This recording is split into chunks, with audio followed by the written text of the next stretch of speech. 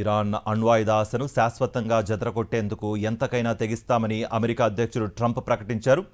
దక్షిణ ఇరాన్లోని నటాంజ్ అణు శుద్ధి కర్మాగారం సమీపంలో నిర్మాణ దశలో ఉన్న పిక్ యాక్స్ మౌంటైన్ అణు కేంద్రంపై దాడులు చేయాలని భావిస్తున్నట్లుగా ట్రంప్ తెలిపారు.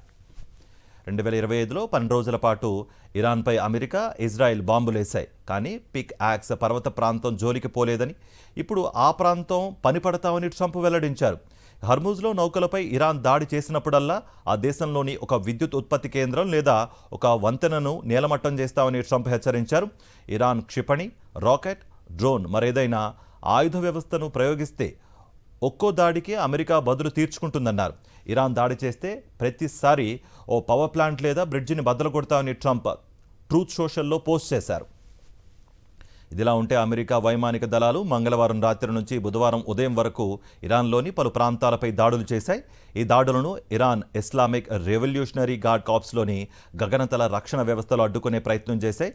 దాడులకు ప్రతీకారంగా ఇజ్రాయెల్లోని ఎలైట్ నగర శివారు ప్రాంతం అఖాబాపై దాడులు చేసింది టెహరాన్. మరిన్ని అప్డేట్స్ కోసం ఛానల్ను సబ్స్క్రైబ్ చేయండి. నోటిఫికేషన్స్ కోసం బెల్ ఐకాన్ పై క్లిక్ చేయండి.